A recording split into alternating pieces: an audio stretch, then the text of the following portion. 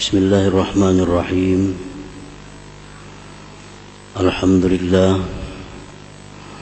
Alhamdulillahilladzi samma nafsahu bil ghaffar yaghfiru dzunuba ibadihi wal auzar. Asyhadu an la ilaha illallah wahdahu la syarika lahu sattar. Wa asyhadu anna sayyidana Muhammadan abduhu wa rasuluhu afdalul akhyar. Allahumma salli wa sallim ala nuril anwar sayyidina maulana Muhammadin miftahi babil yasar wa ala alihi wa sahbihi wa zurriyatihi wa atba'ihi al-abrar, amma ba'd. Al-mukarramun wal muhtaramun ma'asyiral habaib wal ulama, para muhibbin, hadirin, hadirat rahimakumullah. Puji syukur selalu kita haturkan kehadirat Allah Subhanahu wa ta'ala, yang mana dengan taufik dan hidayah serta inayahnya kita pada malam ini kembali dapat berkumpul di Masjid Bustanul Muhibbin yang penuh berkah dan rahmat ini. Salawat dan salam atas junjungan kita Nabi besar Muhammad sallallahu alaihi wasallam dan seluruh keluarga, para sahabat, zurriyat dan pengikut beliau ila yaumil qiyamah. Para muhibbin rahimakumullah, al-khamisa asar min asma'illah al-husna al-ghaffar. Yang ke-15 dari asma'ul husna adalah al-ghaffar. Qala Allah Ta'ala, Allah berfirman, a'udzu billahi minasyaitonir rajim. Rabbus samawati wal ard wa ma bainahuma al-azizul ghaffar. Tuhan langit dan bumi dan antara keduanya yang maha mulia dan al-ghaffar. Wa qala ta'ala ala huwal azizul ghaffar. Wa qala ta'ala fastaghfiru rabbakum innahu kana ghaffara. Banyak sekali di dalam Al-Quran Allah menyebut dirinya dengan sebutan nama Al-Ghaffar. Jadi wajib kita percaya bahwa Al-Ghaffar ini salah satu di antara sekian nama-nama Allah Subhanahu wa ta'ala. Qala al-Imam al-Ghazali rahimahullah, al-Ghaffar huwa alladhi azhara al-jamila wa satara al-kabiha wadh-dhunubu min jumlatil kaba'ih allati sataraha bi isbali sitri 'alayha fid dunya wa at-tajawuzi 'an 'uqubatiha fil akhirah. Imam Al-Ghazali berkata, Al-Ghaffar itu adalah yang menampakkan keindahan dan menyembunyikan kejelikan. Dan bermula dosa-dosa itu bagian dari kejelikan. Yang Allah tutupi itu dosa-dosa tadi dengan mengulurkan tutupan atas dosa-dosa itu di dalam dunia dan dengan kemaafan dari siksaannya di akhirat nanti. Nah, itulah makna arti Al-Ghaffar. Secara ringkas kita sebut dengan Maha Pengampun. Jadi Al-Ghaffar artinya Maha Pengampun, itu secara ringkas. Padahal itu bagian aja sebenarnya dari makna Al-Ghaffar. Setiap yang menutupi yang jelek dengan menampakkan keindahan, itu adalah Al-Ghaffar.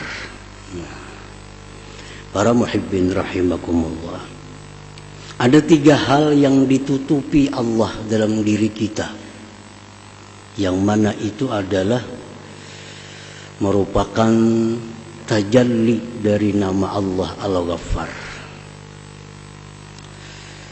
Yang pertama, ditutupi oleh Allah sesuatu yang tidak baik dilihat di tubuh kita ini,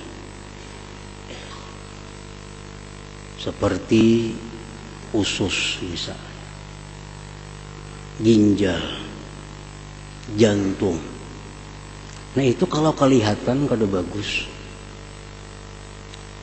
kelihatan. Kayak apa aja orang tuh rupa bungasnya, amun usus beuluran siapa kepingin. Ditutupi oleh Allah dengan kulit yang bagus. Nah ini bagian dari Al-Ghaffar, menutupi sesuatu yang kada nyaman dipandang dengan sesuatu yang indah. Yang kedua, geritik-geritik hati kita yang jahat itu tidak ada tanda atau alamat di wajah kita. Kita misal hendak menipu orang, adalah bertanda di wajah kita bakal menipu orang. Padahal menipu itu merupakan sifat yang jelek, yang kada bagus di dalam hati kita. Ditutupi oleh Allah.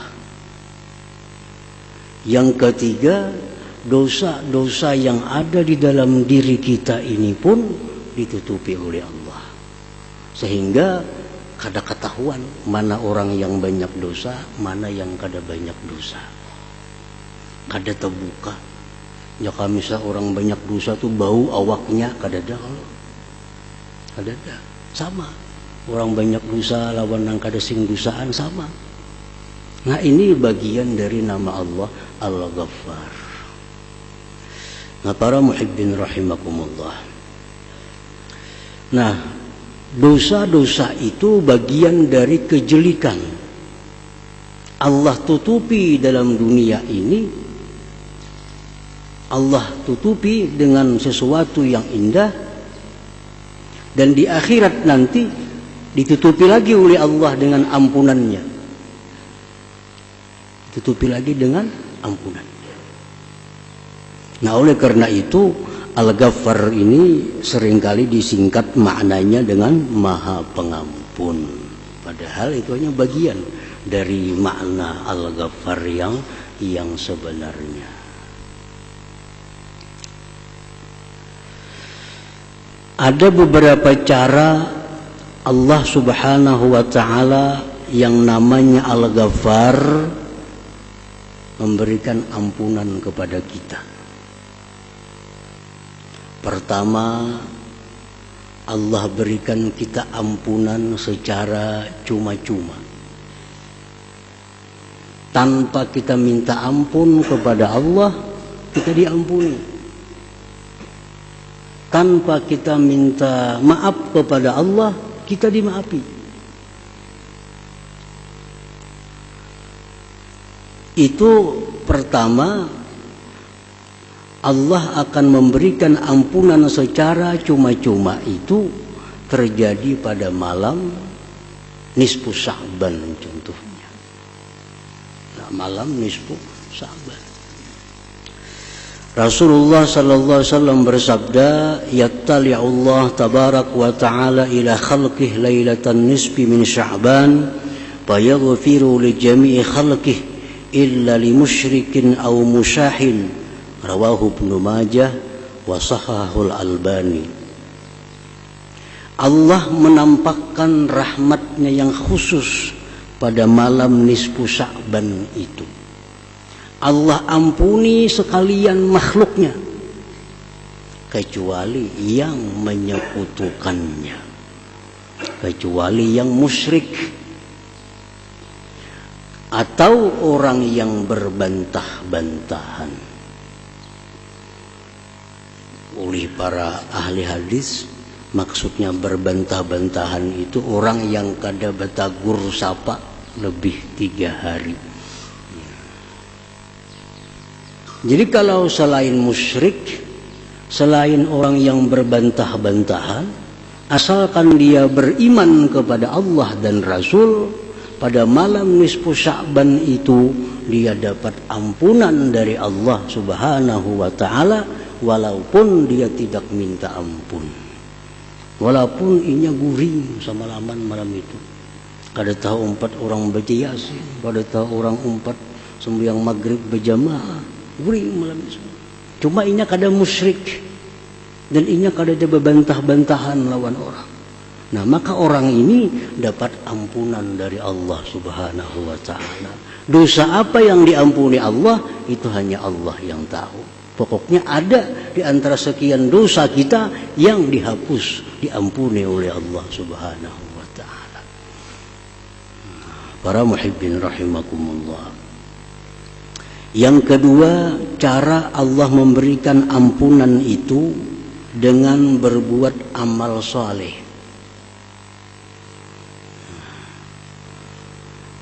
Allah Ta'ala berfirman, wa aqimis salah tarafain nahar wa zulafam minal lail innal hasanat yudhibnas sayyiat. Dirikan sembahyang 5 waktu. Sesungguhnya kebaikan-kebaikan itu menghilangkan kejahatan. Dengan berbuat baik, secara otomatis ada dosa yang diampuni Allah. Walaupun kita kadang minta ampun kepada Allah dosa itu. Satu contoh, di zaman Rasulullah Sallallahu Alaihi Wasallam ada seorang laki-laki pedagang kurma. Laki-laki ini batuku kurma. Nah, waktu itu datang seorang perempuan hendak nukar kurma. Pilih kurma. Binian nih. Jarna ampun toko nang baik di dalam kurmanya. Hendak nang baik di dalam. Masuk ke dalam si bini-bini tadi. Nah, begitu masuk ke dalam si bini-bini tadi, dipeluknya oleh si laki-laki tadi, diciuminya bini-bini itu, berbuat segala macam kecuali hanya satu selain daripada zina. Keluar perempuan tadi. Laki-laki ini sadar, kalau Rasulullah tahu perbuatanku ini kayak apa aku, kalau turun kena wahyu kayak apa. Datang laki-laki ini kepada Rasulullah SAW. Ya Rasulullah, ulun telah melakukan hal-hal yang kada bagus ini. Dan ulun siap menerima hukuman apapun yang diberikan, asal diridai oleh Allah dan Rasulnya. Rasulullah pun marah pada waktu itu. Engkau telah berkhianat kepada seorang perempuan yang istrinya sedang berjuang fisabilillah. Ini laki-laki si perempuannya sedang jihad. Nah, Nabi kita marah. Ikam nih jar Nabi, lakinya berperang. Ikam kaituilah bininya. Makin sedih laki-laki tadi. Rasulullah pun tertunduk Rasulullah. Lalu turun ayat Al-Quran. Wa aqimis shalah tarafain nahar wa zulafam minal lail innal hasanat yudhibnas sayyiat. Artinya jar Nabi, ikam sembahyang tadi 5 waktu sembahyang. Nah, itulah menghapus dosa-dosa engkau tadi.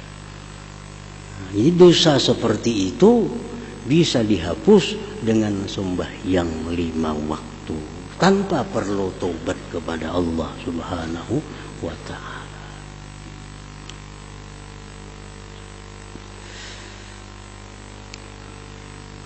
Rasulullah SAW bersabda, "Man shama Ramadhana imanan wa ihtisaban ghufira lahu ma taqaddama min dzambihi." Rawahul Bukhari. Barang siapa yang puasa di bulan Ramadan dalam keadaan beriman, mengharapkan ganjaran dari Allah, diampuni baginya dosa-dosa yang lalu. Jadi puasa itu pun menebus dosa-dosa kita. Cuma dosa apa yang ditebus itu hanya Allah yang mengetahui. Pokoknya dengan puasa Ramadan banyak dosa yang terhapus dengan sendirinya karena perbuatan baik itu. Para muhibbin rahimakumullah. Nah, jadi itu yang kedua, cara Allah mengampuni dosa kita, Al-Ghaffar ini. Yang ketiga, cara Allah mengampuni dosa hambanya itu dengan taubat yang nasuha. Nah, jadi ini artinya dosa ini kada terampuni dengan malam nisfu Sya'ban. Dosa ini kada terampuni dengan malam Qadar. Dosa ini kada terampuni dengan perbuatan-perbuatan kebaikan. Dosa ini hanya bisa diampuni oleh Allah dengan tobat kepada Allah. Nah, tentu ini dosa-dosa yang dianggap kabair, dosa-dosa yang besar. Apa dosa besar itu contohnya? Seperti berbuat kezaliman kepada sesama. Nah, ini dosa besar. Misalnya kita menggibah orang, menggunjing orang, itu termasuk dosa besar. Ini kada akan hapus dengan sembahyang 5 waktu, kada akan hapus dengan dibawa puasa, kada akan hapus dibawa bersedekah, kada akan hapus dibawa amaliyah Lailatul Qadar, nisfu Sya'ban. Ini hanya terhapus dengan taubat nasuha, dengan taubat yang benar-benar taubat kepada Allah Subhanahu wa taala. Nah, ini kabair, dosa besar. Kalau dosa-dosa besar itu mesti tobat kepada Allah Subhanahu wa taala. Nah, para muhibbin rahimakumullah.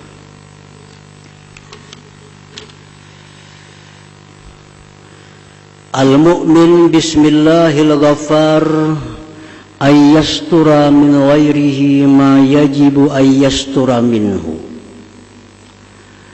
Orang yang beriman dengan nama Allah Al-Ghaffar. Nah, kita sudah percaya nama Allah Al-Ghaffar yang menampakkan keindahan, menutupi segala kejelekan, mengampuni dosa-dosa hambanya. Nah, kita percaya itu. Nah, bila kita percaya itu akan membuat suatu akhlak dalam diri kita. Apa akhlaknya? Bahwa dia menutupi dari orang lain sesuatu yang wajib bahwa dia menutupi daripadanya. Nah, aib orang lain. Allah aja menutupi aib kita. Kenapa kita membuka aib orang lain? Allah adalah menggunjing orang. Kenapa kita menggunjing orang? Nah, kalau kita masih mau menggunjing orang, membuka aib orang, jelas kita belum beriman sepenuhnya dengan nama Allah Al-Ghaffar ini. Hanya tahu aja Al-Ghaffar nama Allah, artinya Maha Pengampun, tapi belum beriman sepenuhnya. Buktinya apa? Buktinya belum membuahkan hasil. Nah, kita sembahyang itu hasil daripada iman kita. Kita puasa itu hasil dari iman kita. Kita berzakat itu hasil dari iman kita. Nah, kita menutupi aib-aib orang itu pun buah dari iman kita.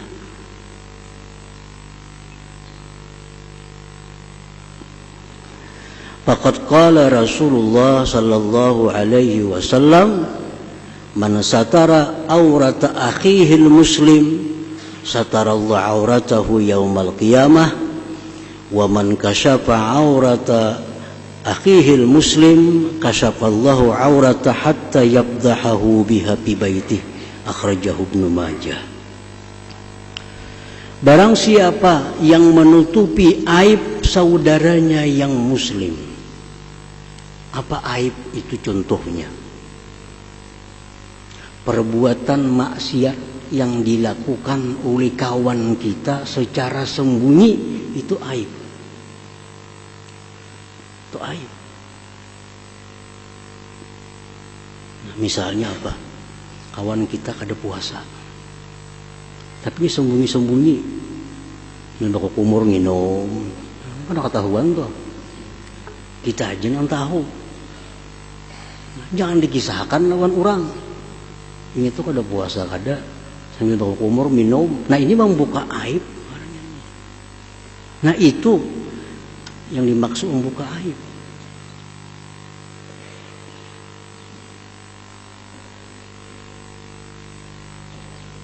Jadi maksiat-maksiat yang tersembunyi dari diri seseorang itu dikatakan aib. Jangan dikisahkan. Jangan dikisahkan. Ada saatnya kita boleh membuka aib itu pada waktu-waktu tertentu. Misalnya apa? Memberikan satu pendapat kepada orang yang minta pendapat kepada kita. Nah itu boleh kita membuka aib. Kita tahu orang itu penipu, padahal orang lain kada tahu. Kita aja yang tahu ini itu penipu sebujurnya. Nah, ada kawan kita minta pendapat, ulun hendak berdagang bersamaan lawan inyan itu kayak apa pendapat pian. Kita tahu ini itu penipu. Nah di situ kita boleh membuka aib, tapi hanya untuk satu orang ini. Jangan berkongsi lawan inya. Inya itu sepengetahuanku penipu. Boleh. Karena ada alasan di mana kita membuka aib itu.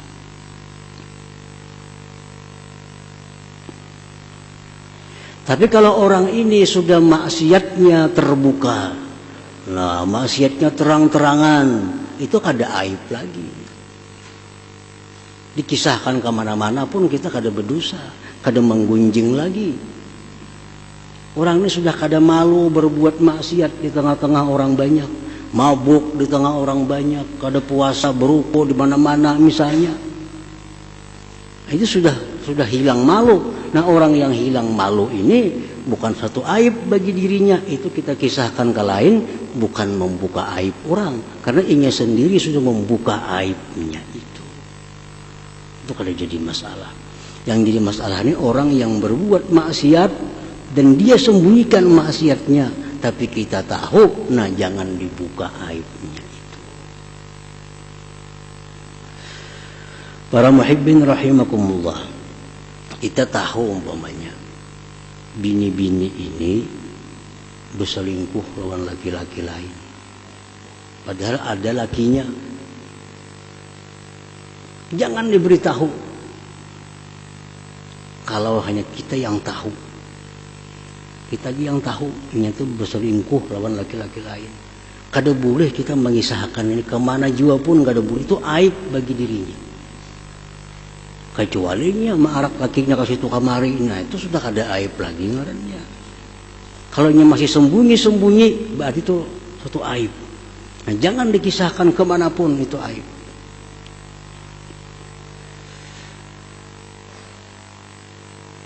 Nah jadi itu pengertian aib. Bukan aib itu misal orang bebini dikisahkan tuh ada aib bebini itu. Tadi dia si pulang tuh kawin tadi jarang. Dia tuh kawin pulang ini. Itu kada aib. Buka aja kada papan itu. Kawin itu sunnah Nabi, kada aib. Bukan keaiban yang mesti dijaga. Ya kada salah itu. Misalkan pada bebini pulang si anu bebini pulang untuk lain aib pada papa, misalkan itu tuh sunnah Nabi, baik lagi dikisahkan ke sana kemarin itu.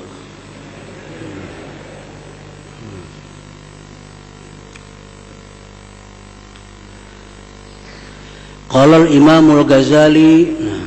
Jadi tadi siapa yang menutupi keaiban saudaranya yang muslim, Allah tutupi aibnya pada hari kiamat. Hari kiamat disimpan Tuhan aib kita.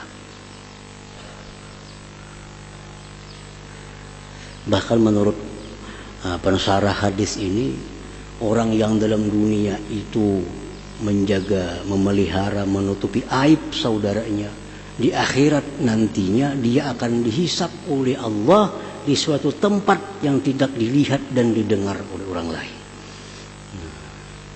Di sidang, tapi di tempat yang diketahui oleh orang lain. Orang lain kadang mendengar, kadang melihat. Jadi apapun aib yang dibongkar oleh Allah, orang lain kadang tahu. Karena dia dalam dunia suka memelihara, menutupi aib sesamanya itu. Wa man kasyafa aurata akhihil muslim kasyafallahu auratah. Siapa yang suka membuka aib sesama muslim, nah Allah buka nanti aibnya. Aib seorang pun tak buka sorangannya kayaknya. Sehingga Allah permalukan dia dengan aibnya itu di rumahnya sendiri. Walaupun di rumah aja bakurung kadang tahunya orang. Pada ingat tuh kada puasa kadang tahunya. Bininya kada tahu padanya kada puasa.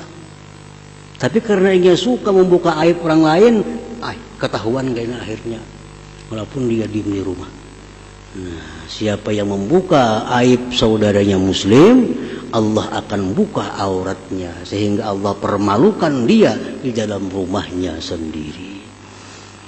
Nah, para muhibbin rahimakumullah. Qala al-Imam al-Ghazali wal mughtab wal mutajassisu bimu'zalin an hadzal wasfi. Orang yang suka menggibah, ujar Imam Ghazali, orang yang suka menggibah, orang yang suka mencari-cari kesalahan orang lain, jauh daripada beriman dengan Al-Ghaffar ini. Aib-aib orang lain dicari, kesalahan orang ditutupi lagi, ini dicari-cari kesalahan orang. Nah ini orang jauh sekali daripada beriman dengan nama Allah Al-Ghaffar ini. Wa innamal muttasifu bihi man la yubsi min khalqillahi ta'ala illa ahsana ma fihi. Orang yang beriman dengan Al-Ghaffar, orang yang tidak membuka dari makhluk Allah kecuali yang terbaik pada makhluk Allah itu. Wala yanfakku makhlukun an kamalin wa naqsin wa an kubhin wa husnin. Dan makhluk itu kada terlepas daripada baik dan jelek. Makhluk manapun, apapun makhluk itu, kada terlepas dari kebaikannya, ada kejahatannya. Nah, orang yang beriman dengan nama Allah Al-Ghaffar, dia selalu melihat yang baiknya, membuka yang baiknya, menutupi yang aibnya, menyebut yang baiknya, diam terhadap yang tidak baiknya. Itu Al-Ghaffar. Para muhibbin rahimakumullah, Nabi Isa alaihissalam suatu hari lewat dengan sahabatnya jalan, bertamu lawan bangkai anjing.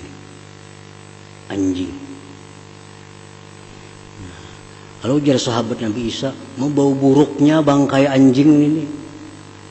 Nah, itu kan menyebut yang kada bagus tuh, bau buruknya bangkai anjing. Apa jawab Nabi Isa? Ujar Nabi Isa, alangkah putihnya gigi anjing ini. Alangkah putihnya gigi anjing ini. Itu yang terbaik. Setiap manusia pasti ada sisi baik, ada sisi buruk, walaupun sedikit. Ngarannya manusia selain daripada orang-orang tertentu, ada kebaikannya, ada kejahatannya. Nah, paman taghafala anil maqabih wa dzakara al mahasin fa huwa dzu nasibin min hadzal wasfi. Orang yang tidak melihat, melalaikan, melingahkan kejelikannya dan hanya menyebut kebaikan-kebaikannya, itulah orang yang beriman dengan nama Allah Al-Ghaffar ini. Nah, para muhibbin rahimakumullah. Jadi Al-Ghaffar, nama Allah yang ke-15 ini keimanan kita kepadanya menuntut kita untuk menutupi aib sesama dan hanya menyebutkan yang terbaik dari seseorang. Nah, kemudian yang ke-16 insyaallah Al-Qahar. Ila hadratin Nabi sallallahu alaihi wasallam Al-Fatihah.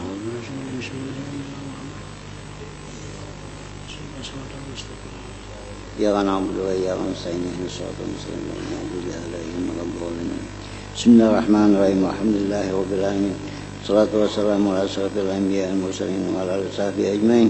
Allahumma inna nas'aluka al-'afiyata wa al-'afiyata da'imah fid din wad dunya wal akhirah. Allahumma salli ala sayyidina Muhammadin salatan tunina biha jami'il ahwal wal afat. Taqdi lana biha jami'il hajat wa mahfum jami'is sayyi'at wa tamana biha al-darajat. تبلغنا في أوصالات من خير الحياة وبعد الممات. اللهم إنا نسألك الهدى والتقى والعفاف والغنى. اللهم إنا نسألك التوبة والتوفيق والهداية والاستقامة والحسن الخاتمة. اللهم إن الخير ما سألك عبدك نبيك محمد صلى الله عليه وسلم. استجاب عبدك نبيك محمد صلى الله عليه وسلم. المستعان عليك بلغ ولا حول ولا قوة إلا بالله العلي العظيم. ربنا تقبل منا إنك أنت السميع وتب علينا إنك أنت التواب الرحيم. ربنا آتنا في الدنيا حسنة وفي الآخرة حسنة وقنا عذاب النار. صلى الله على سيدنا محمد وعلى آله وصحبه وسلم. الحمد لله رب العالمين. يا أيها الرجل منه شفاعة صلوا عليه سلموا تسليما. اللهم صل وسلم وبارك عليه وعلى